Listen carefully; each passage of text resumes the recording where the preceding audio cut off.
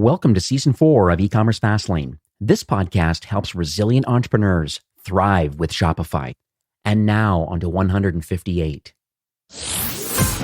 You're listening to E-commerce Fastlane, the podcast show to help you build, manage, grow, and scale a successful and thriving company, powered by Shopify. Listen to real conversations with partners and subject matter experts as they share proven practical strategies, platforms, and the best Shopify apps to help you accelerate your business. The time is now for you to improve efficiencies, grow revenue, profit, and lifetime customer loyalty. Please welcome your host, startup founder and strategic advisor, Steve Hutt.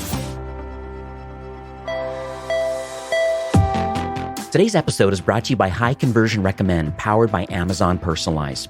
They help medium to large Shopify merchants boost engagement, increase conversions, and most importantly, grow new revenue with the same product recommendation AI that's used on Amazon.com.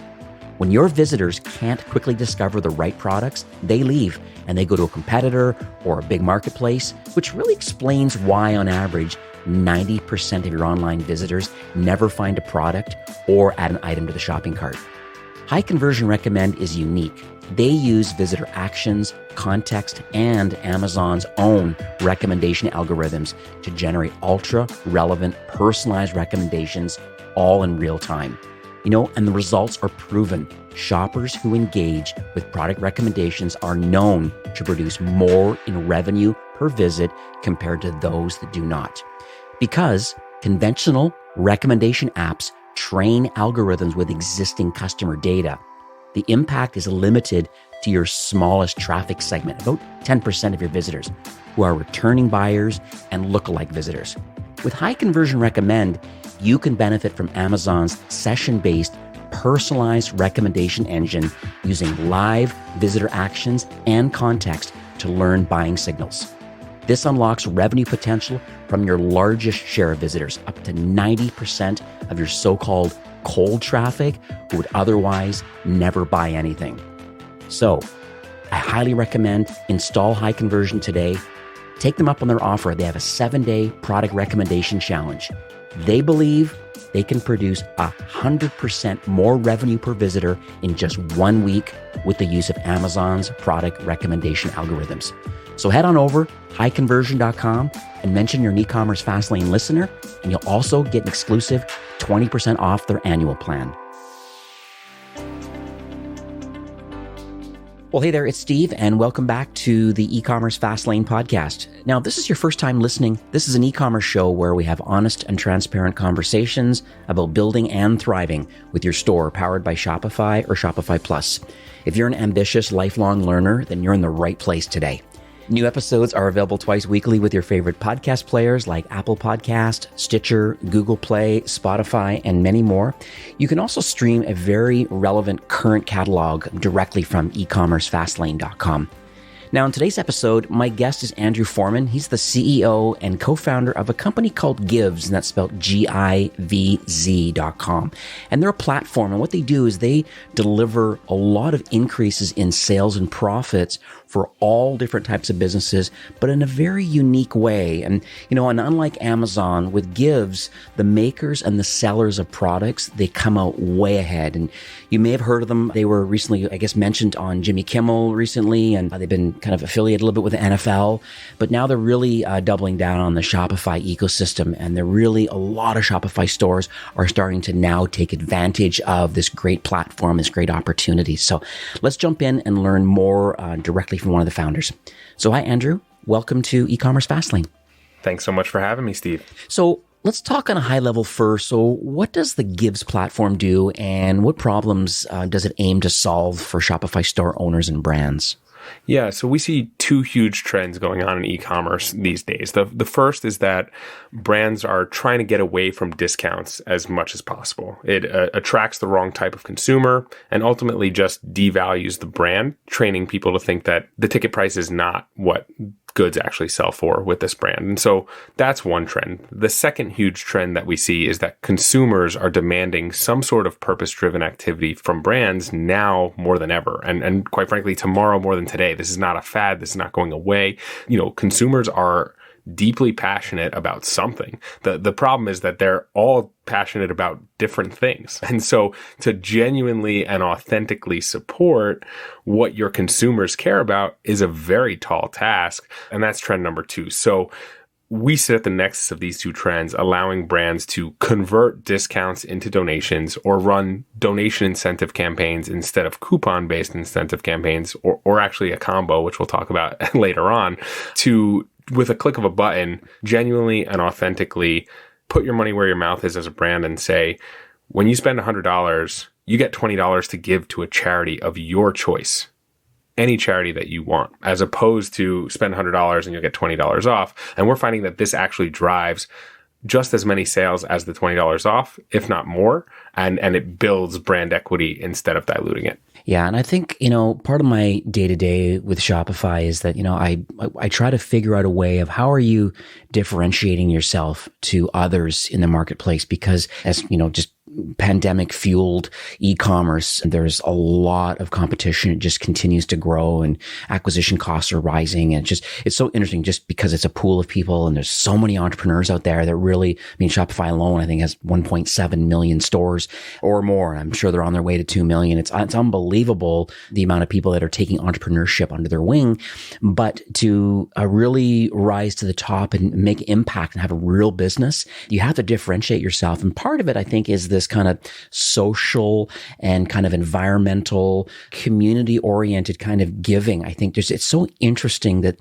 this is the mindset that differentiates a lot of other brands than just being the corporate giant making profits and selling your wares versus no, there's a larger mission behind this brand. And it sounds like that's exactly what the Gives platform is actually doing. Is it helps. I know we'll dig into a few things. I know this platform quite well, but I want to make sure that listeners, everyone understands that, this is one way you can differentiate yourself outside of, hey, I have a fashion brand and I have some great quality products. That's fantastic, but there's more to it than that. And we'll dig into how your tool actually can help with that differentiation.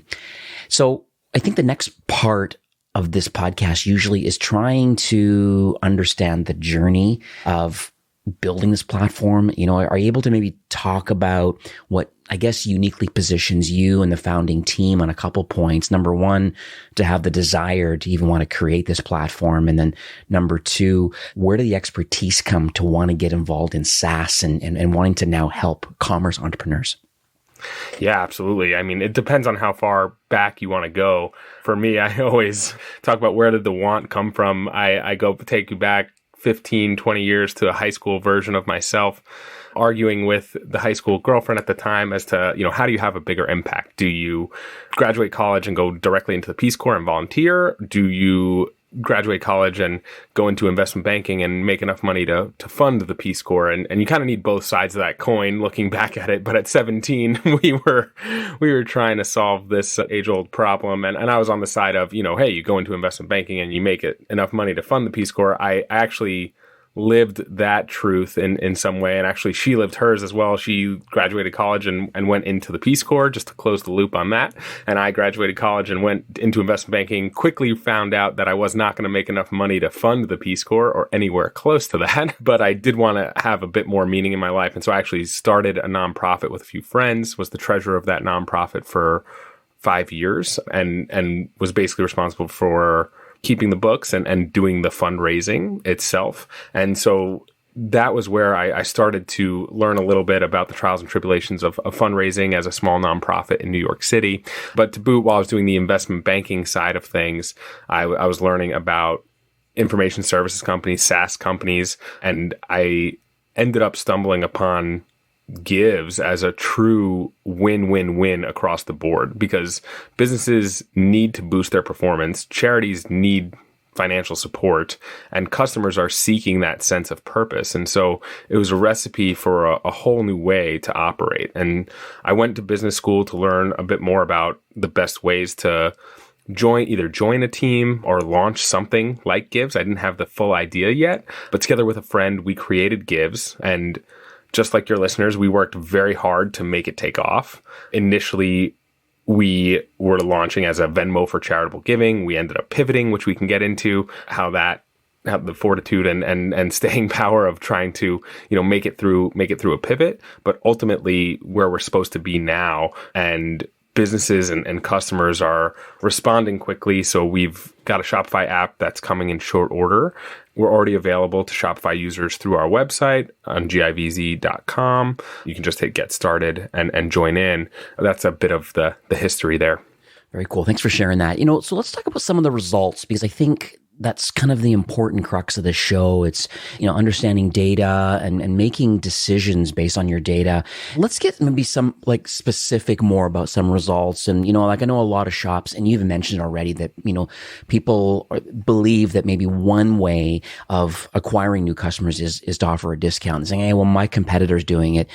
But I think, as we probably both know, it really is a journey to the bottom of low gross margin, or in a lot of cases actually losing money. So, so what are the figures? And are you able to talk about what do people get when they use Gives now versus those that just want to offer, hundreds, if not thousands of coupon codes out into the market, non-Honey app and all these different things? Because it really is a big challenge where you have a solution now that offers an opportunity to make a charitable donation in lieu of a discount. And so would love to hear more about maybe some of the stats behind some of this.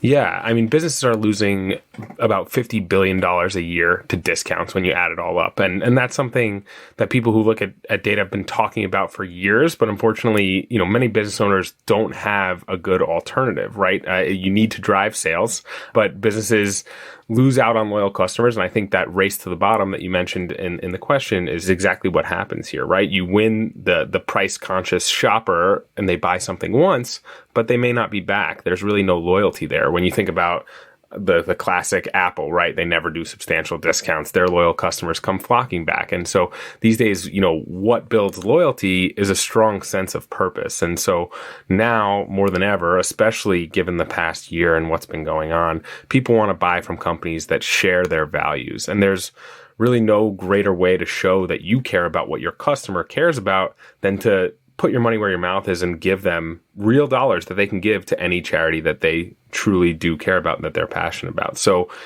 quick example from a campaign we did with one shop where they promised to donate $15 to the charity of the customer's choice for every $50 that the customer spent. So if they spend 50, they get 15, spend 100, you get 30, spend 500, you get $150 to give to a charity of your choice. And while that may actually sound like a lot, it actually ended up only costing the company, it was financially equivalent to a 4% discount. And as a result, they saw a 20% spike in website conversion and a 17% increase in average order value. And so those are real marketing ROI positive results for a fraction of the discount. And quite frankly, even aside from just costing less than a discount, which we can get into, the intangibles of building the brand instead of diluting the brand is why businesses continue to come back and keep doing this with Gives. What's interesting is I mentioned I have quite a few brands that I manage, and just I'm thinking off the top of my head now, one, for example, in the beauty space, more in the hardware kind of devices in beauty. And what's interesting for them is that they consistently have 30, 40, 50 off sales, just pretty much consistently. They're kind of always running. They just rename them something different. Even their influencer programs, the same thing again, where they're offering these. It's unbelievable. And it's almost like you're training the customers that this is this. I mean, it seems like some traditional retail, you think of Old Navy or Gap, you would never buy anything from, it has to be 50 off or 40 off at the bare minimum. But a lot of times they're doing 60 off. That's just the way it is. If it's not, you just walk out. You're saying, wow, isn't there an online coupon I can get in? And so it's interesting, right? So I just would love to hear from your side of well, how do people win then with this? Because if there's all of these coupon codes floating around, is there a happy medium potentially of using the Gives platform and a discount opportunity? Or just want to see your landscape of kind of how you think this particular brand or others that are consistently discounting because they feel that's what their competitors are doing, and they have to kind of go along with that to be competitive, and you're suggesting that maybe not. It's a great point. And this is, everybody, you can point to Apple and say, oh, great, they don't discount and look at how great their customers are, like I just did. But I think when you're living in reality and you have competitors who are giving discounts, or maybe you've been giving discounts in the past and now you want to try to peel back from that, but once you've trained the consumer to feel like, hey, there should be a 20, 30, 40, 50% off coupon here, it's hard to go back. What we have seen, and so one of our first customers was a large retailer, like one of the ones that you mentioned. I mean, you saw what happened with JCPenney and some of these other, deep discount retailers that end up, not being able to sustain with those margins. We had a very big retailer who had millions of people in their loyalty program where they basically were sending emails, just like you said, here's 15% off, here's 20% off. What could we try next? 17.5% off? Like what do we send as email communication? So they were excited to try this as, hey, spend $60, get $10 to give to any charity that you want. And their customer, even though they're a price sensitive customer, really flocked towards that. It was one of the most opened, engaged with emails that led to real conversion, just like an email with a discount code in it would have. That was really encouraging at the first signs. And then I think the hybrid model that you sort of alluded to there at the end of the question is something that's been really good. We had a betting company who had generally ran a 40% off type of offer around Black Friday, Cyber Monday, and they instead tried a 20% off plus 20% to give back to a charity of your choice. And this was something that performed even better than the 40% off because it looks like 40. At the end of the day, with not everybody actually redeeming the money and the gift card like capabilities that we have here and at Gives, it ends up costing much less than actually the 40% discount. But most importantly, people are paying 80% of tag price instead of 60% of tag price. And I think that is a big difference when you're starting to try to rebuild that brand and not have that race to the bottom. So let's talk about how the platform actually works. I've had, like I said, the good fortune of demoing the platform and seeing firsthand, and I'll make sure I update a lot of these kind of notable sites in the show notes. But let's talk about how it works. And the Shopify stores, do they have to take all the time to make these charitable donations for each customer? Or does your platform do that automatically? And then I guess the second part of that question I'm thinking is, do you have a list of charities? And then can we select the ones that you believe could kind of fit? And then what happens if a charity is not in there and you'd like them to be added? Yeah, great question. So on the first point, Gives handles everything for the retailer. That's part of the value prop that we provide. We're end-to-end solution here. So a consumer directly, after purchase and a qualifying purchase at that, gets to direct the funds to the charity of their choice. Now, you had a couple of questions in there around the company or the brand itself. They actually get to highlight specific charities that they want to surface. And this is actually a great time for, I was just talking to one company where they have already donated $1 million worth of product to Feeding America, right? And this is where you can highlight that as a brand and say, hey, we've already donated $1 million worth of product to Feeding America. We would love for you to be able to support, give your $10 that you've just earned to Feeding America, or give it to whatever you want. And this is going to be one of the first times that the consumer actually thinks about that and says, that's cool that they do that. I'm going to join them in donating my $10 to Feeding America, or I'm going to give it to Memorial Sloan Kettering because I have a family member there. That's the value that the consumer gets through the Gives platform. And they ultimately actually get a receipt that says, hey, you cannot write this off on your taxes, but you've just sent $10 to a charity of your choice. And for the stores, we actually provide full reporting on what their customers care about most. And at the end of every month, we send you one invoice, that accounts for all of the donations and the platform fees, and in one invoice at the end of the month. And we take care of all of that distribution to the hundreds of different charities that you've supported. And then in the rare case that of the supported charities is not there, how do we add on a charity? Let's say there's some kind of a local not-for-profit or a charity organization from within your city, and it's more of a local flair that you're trying to give back to, and you want to highlight that. Is there ways of adding those ones on?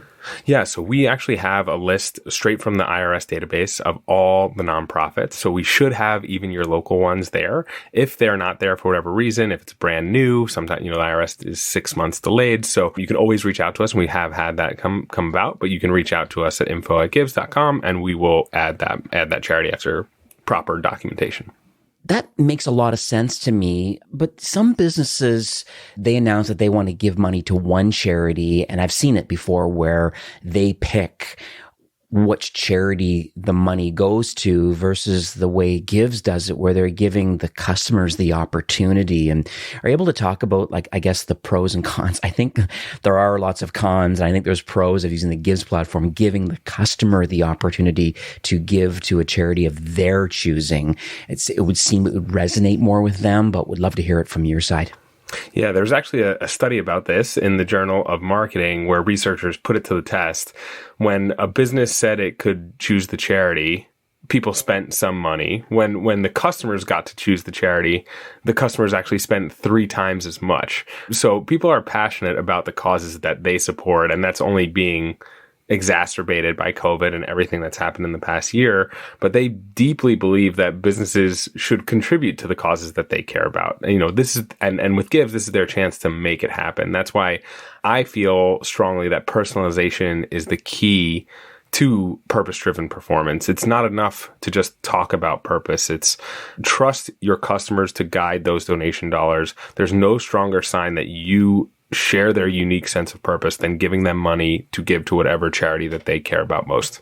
So that's really interesting about the stats about, 3 times as many people are converting based on given the opportunity to be able to select the charity. I think that's pretty compelling, and that, works definitely in your favor of, having the Give solution in the, post-purchase, being able to say, hey, because you've spent X number of dollars, whatever the campaign is, let's say, hey, spend 100 and your campaign could be donating $15 to a charity of your choice. And then, maybe you walk me through what happens. I've seen it where the transaction is done and then the thank you page pops up with part of the Gives platform and it gives you the options. Maybe walk us through what people see when that happens.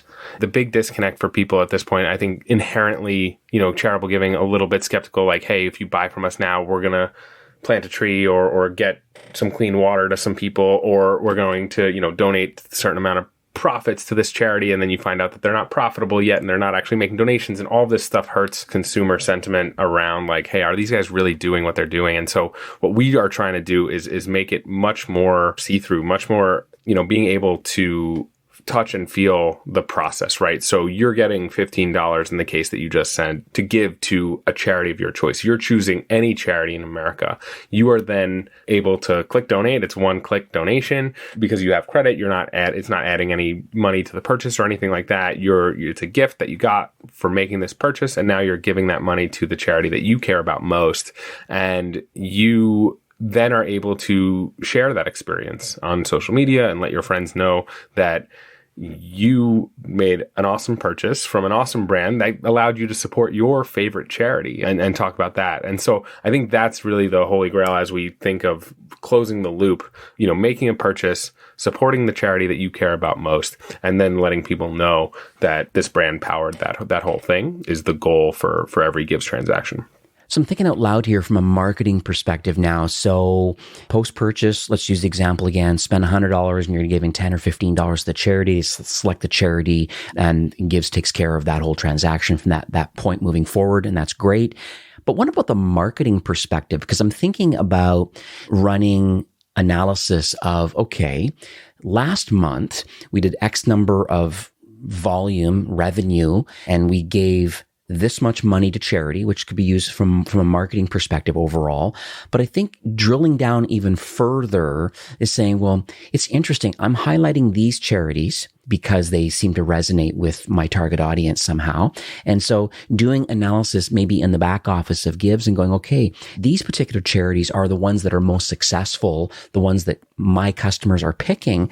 But I wonder if there's a marketing opportunity to saying, going around, I want to say, people that have an affinity towards this particular charity, and then can that charity in social ads, I wonder if there's opportunity for a brand to saying, hey, like, I just can't think of a chair at the top of my head, but, I'm just going to throw it back to you to saying, have you heard of that? Or is there an opportunity there to saying, if 1 or 2 charities turn out to be the cream of the crop for a particular brand, would there be an opportunity to market and a separate campaign around the fact that, hey, mugs are us. We sell these mugs or whatever we sell. And then all of a sudden, hey, you're giving to this kind of water charity or whatever it is, building wells. And then is there ways of marketing that fact that you obviously have some kind of affinity towards this sort of charity, or trying to find lookalike audiences around these people that have affinity towards that charity? Yeah. I think you nailed it at the end there with the lookalike audiences that you can build on Facebook and like people that like those types of charities. That is an option that you can actually see, hey, everybody's gravitating towards environmental charities, or everybody's gravitating towards animal charities, right? And this is something that you can learn about your customers. And when you highlight charities, let's say you highlight 3 charities, there could be one winner that comes out, or there could be 2 that end up, really resonating and one doesn't so much. And so you switch that out the next month. All of those learnings are just tweaking in on, what does your ideal customer look like? The people that actually donate the money and donate to animal charities come back way more than the people that donate to environmental charities. So we should really be targeting the animal lovers, right? That's our best target audience. These are all deeper analytics that you can get into with Givz. Let's dig a little deeper now into just more overall marketing strategy and kind of entrepreneurship, because I do have a lot of different types of entrepreneurs. Some are, in their early stages, just thinking about it. Some are in the mid-market, lots of enterprise people, even people inside Shopify for their education are listening to this episode. So we just would love to hear it from your vantage point. What advice that you would give brands or store owners today if they're eager to grow their businesses, or if they're in the mid-market to enterprise, what should they do maybe to scale their business? Yeah, I think in the earliest stages, right, you have to be willing to pivot and listen to customers, right? That's what we did. We started as a direct-to-consumer charitable giving app and had brands come to us and say, hey, can we replace our discounts with credit on your platform to be able to donate to any charity that they want instead of offering them discounts? And they ran, we had 2 brands that ran A/B tests, one on Facebook, one via email. We saw a 20% lift in conversion against a discount for the Givz side of things. And it was immediate. I went back to the office that day. We were a team of 5 and I said, we're canning the direct to consumer app and we're pivoting. It had to happen. As soon as we got those results, I knew it. And I got looked at like I was crazy, but we ultimately agreed that was the right move. And we couldn't be happier about that. But good on you, though, because I think one of the skills that a great entrepreneur has that I've learned is just dealing with the sunk cost bias. The sunk cost bias where you put a lot of time and energy and sweat equity and money and brain power into something and it's not going to work, but how you deal with that and are resilient enough to make the pivot. It's tough, but I'm glad you did it. We actually didn't even shutter the direct-to-consumer app. We still supported. We had a couple of thousand people. I mean, just to show you, we had a couple of thousand people after a year and a half of trying to grind out the direct-to-consumer side of this thing. And, we had, let's call it 3,500 people that were using the app and making donations. And we knew that we needed millions of people to make that business work. And so when we came back and it was kind of a no-brainer for the pivot when we saw the initial good results. And now we've had 45,000 people in the past 6 months make donations through our partners. But we still were supporting, the initial cash donations through the app. And the prompting thing was that our credit card had expired and the app store was saying like, hey, you need to renew this thing for $99, but it wasn't about that. It was more just like, we shouldn't be supporting that anymore. We're a different business now. And so we finally shuttered the app just a few weeks ago. So early stage pivot, I'm all in on that. What about mid-market to enterprise people? Yeah, mid-market to enterprise, I think it's innovation, innovate or die, I think. And so on something like that, obviously a little bit self-serving in the sense that there's this inherent fear of, hey, there's a trade-off. There always seems to be a trade-off. It's either drive short-term sales and sacrifice brand equity in some sense later on down the line, or make an investment in brand equity now that's going to cost you something in the short run and hopefully pay off, but maybe hard to measure in the long run. And that's always the tough part about marketing, right? For me, I think with what we've tried to create is that we actually have a situation where you don't have that trade-off and you can actually see immediate uptick in sales and conversion while building your brand for the long term.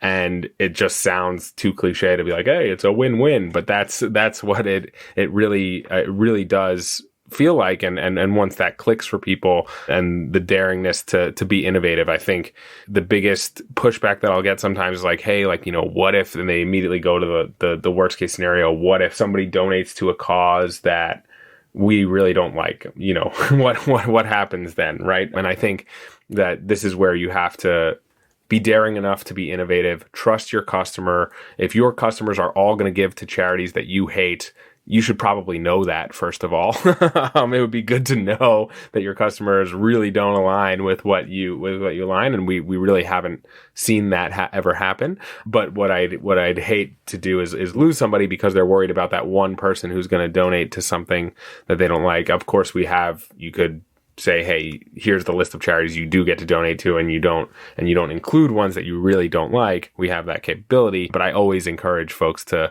leave it open. Really put your money where your mouth is and tell people you care about what they care about.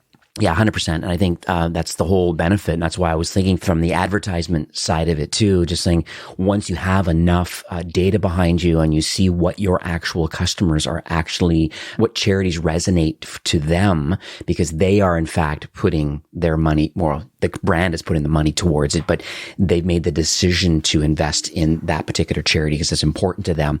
Knowing what those are, it's like, Is there a larger picture behind all of this? Are there other co-branding opportunities available to these charities? We're at the tip of the iceberg on a lot of things. It's really the tip. I mean, there's, of course, if like one charity comes out a huge winner, I think going and getting a commercial co-venture agreement signed with that charity in particular so that you can really market directly to their audience is something that down the line will facilitate. But in the interim, we've actually seen happen, which has been great.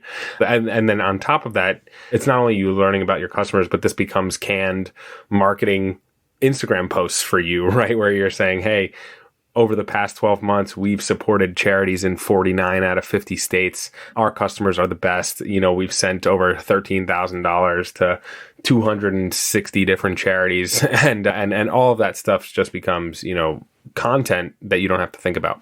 So let's talk about the future for the Gives platform. Are you able to, I guess, it's fairly newish as far as the Shopify sphere is concerned, but I'm curious, for the remainder of 21, charity alignment or just any innovation, just end of the day, I just want to understand how you're going to continue to, I guess, iterate on the platform and just help brands in this area. Yeah, so we had early success with some larger companies. We've done work with H&M, Smile Direct Club, Tervis, and others on the more enterprise side of things. We have about 55, 60 Shopify brands already that are really starting to use this and asking for self-serve tools so that they can turn it on and off and create different campaigns. And so we are very excited to launch our Shopify app here in the next 30 to 60 days. And that will be a fully self-serve, so you can just add the app and get off and running. We'll obviously be there to support as we go and provide best practices in everything that we've seen. We've seen hundreds of thousands of purchases through Gives campaigns, with 75 plus clients. So we've seen everything. We'll be here to help you along after you download the app and install the app, I guess is the right saying there. And so our North Star for the remainder of 2021 is how many active campaigns are live by the end of the year. Ultimately, we want tens of thousands of these of stores making a difference and brands that are driving sales by doing good. And in that way, I really believe that we can actually create the world's largest charitable giving engine that's fully sustainable because it's a marketing ROI positive endeavor. That's us for the end of the year. We have big ambitions in terms of expanding the product set for us, trying to enable, marketing pre-purchase aside from just having the post-purchase product. And I think that's where we're headed. Yeah, I love it. Because I can think of some interesting tools. One thing I know that we talked offline, I know about the fact that the platform, it really is agnostic to a certain degree. I know we're discussing Shopify today, but what's interesting is that, no matter your existing tech stack that you currently have, and so I think we talked about maybe people using Klaviyo or people that are using Just Uno or Privy or using some kind of like messaging solutions, chat solutions, things like that. It's so interesting being able to put your messaging and banners and different types of, auto-generated exit intents and all these different things that you can install just to remind remind people that in fact you have a charitable opportunity available to them that they may have missed during their browsing. And so if you have existing pieces of tech that the Givz platform works directly with that to help share that message, to potentially draw them back in as part of a browse or a cart recovery, or I think there's a lot of opportunity here. So let's talk about the offer. I understand, I guess those listening today, you want to get it into the hands of people. The app is not quite live yet. I think it's going through its final approval stages right now, but there is ways through a private injection through a link that you'll be able to send people to get people up and running manually. But I'd love to hear if you can share with everybody the offer and opportunity they have for the next month or so. Yeah, for Fastlane listeners, we'd love to just get you signed up and starting to use Givz. So we want to offer a 30-day free trial. So just get up and running, and you can go to givz.com/Fastlane to sign up via that link. And then we'll waive all platform fees for the first 30 days, and excited to just get you up and running, and let's see how it works. Yeah, absolutely. And based on the stats, based on the other brands that I've had a chance to look at to see that are using the platform, it really is a way of differentiating yourself to others in the market. And as you mentioned already, with these different types of case studies, if you're offering a discount because you feel it's the competitive thing to do currently, and you've kind of trained your customers that it's just kind of what you do, there is an opportunity to have a hybrid type model now, like I mentioned, with a 20% discount and $20 over a $150 spend towards a charity of their choice. And it turns out that it's not the full $20 is not always given to the charity for whatever those reasons are. But the reality is that it just net costs. The conversion lift is there because it's more than just money off. It's actually giving something. You're creating this shared values, as you talked about. And charitable giving obviously is a hot topic right now, and it's the right thing to do. Yeah, I just wanted to thank you, Andrew, for coming on the show today. I really appreciate it. I think we're on the bleeding edge of something that's very unique. I've seen other solutions in the marketplace that are attempting this, but they don't go about it the way that you're doing it. And I appreciate the hustle of wanting to get this in order and getting into the Shopify sphere and really helping these commerce companies really differentiate themselves. So I just want to thank you for coming on the show today and sharing this opportunity. Thanks, Steve. I mean, this has been a fantastic opportunity. Thank you so much for having me. Excited to dive into the Shopify ecosystem, and thank you for all that you do. I've listened to a ton of e-commerce Fastlane episodes, not just in preparation for coming on here today, but even before that. And this was, it was a pleasure and something that I am really excited to follow up with and stay in this ecosystem. Beautiful. All right. Well, have yourself a great afternoon. Thank you, too. Today's episode is brought to you by High Conversion Recommend, powered by Amazon Personalized. They help medium to large Shopify merchants boost engagement, increase conversions, and most importantly, grow new revenue with the same product recommendation AI that's used on Amazon.com.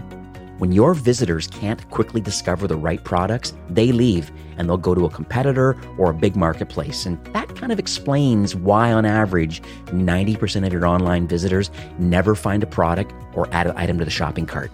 Effective product discovery is a must-have capability for all Shopify brands with 50 products or more in their catalog and ideally $1 million per year in revenue. High Conversion Recommend uses visitor actions, context, and Amazon's own recommendation algorithms to generate ultra-relevant, personalized recommendations, and most importantly, all in real time. So install High Conversion today and take them up on their offer. They have a 7-day product recommendation challenge, and they believe they can produce 100% more revenue per visitor in just 1 week with the use of Amazon's product recommendation algorithms. So head on over, highconversion.com, mention e-commerce Fastlane as a listener. You'll also get an exclusive 20% off their annual plan. Well, that's it for today's episode. I'd like to thank you personally for being a loyal listener of e-commerce Fastlane. It's my hope that this podcast is offering you a ton of value through growth strategies, tactics, and exclusive insider tips on the best Shopify apps and marketing platforms, all with my personal goal to help you build, manage, grow, and scale a successful and thriving company powered by Shopify. Thanks for investing some time today and listening to the show. I'm so proud and excited that you have a growth mindset and are a constant learner. I I truly appreciate you and your entrepreneurial journey. Enjoy the rest of the week and keep thriving with Shopify.